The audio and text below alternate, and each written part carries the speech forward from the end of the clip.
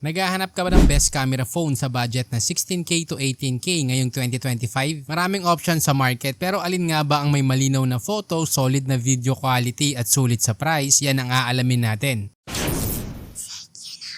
Una kung hanap mo ay yung balance sa gaming at camera, andyan ang Poco X7 Pro. May 6.67-inch 1.5K AMOLED, 120Hz refresh rate, 446 ppi, Gorilla Glass 7i at 3200 nits. Sa chipset naka-Dimensity 8400 Ultra, on-to-to score na around 1.5M. Sa usapang on-to-to score, same na sila ng Poco F6. Naka-Android 15, 8GB RAM at 256GB UFS 4.0 storage. Sa camera, naka 50 megapixel main with OIS, 8 megapixel ultra wide, kaya mag-video recording ng 4K at 30 FPS at may 20 megapixel selfie shooter. May 6000 mAh battery at 90 watts charger. Sa iba pang features, naka-dual speakers with Dolby Vision at IP68 dust and water resistance. Mabibili sa presyong 16,999 pesos. Ngayon kung gusto mo naman ng malinis na OS, yung mga walang bloatware at quality na camera, andyan ng Nothing Phone 2A. Sa ganda at linis ng OS nito, kadalasan tong nakukumpara sa Google Pixel at iPhone. May 6.67-inch Full HD Plus AMOLED, 120Hz refresh rate, 394 ppi, 1300 nits at Gorilla Glass 5. Naka-Dimensity 7200 Pro, on-to-to score na around 684K,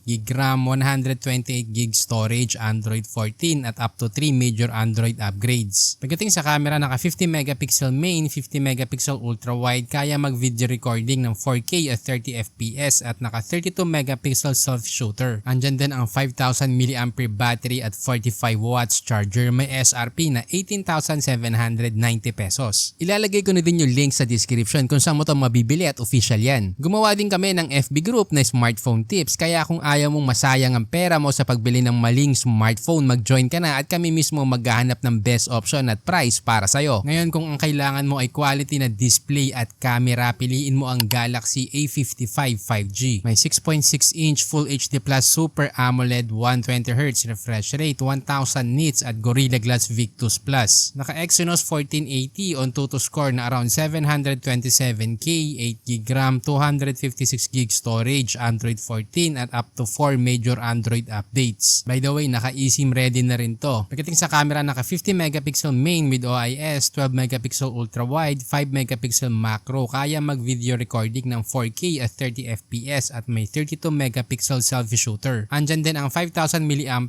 at up to 25 watts ang charger. Para sa ibang features, merong IP67 water and dust resistance. May SRP na 18,000 pesos. By the way, ginawa ko nga pala ang TechYou dahil sa dami ng smartphones na lumalabas ngayon, napakahirap nang mamili. Kaya dito sa channel kami mismo ang nagre-research para malaman kung anong device ang pinakasulit para sa budget mo. Pero para makagawa pa kami ng ganitong content, kailangan din namin ng suporta mo, kaya huwag kalimutan mag-subscribe, i-like at i-share ang ating video.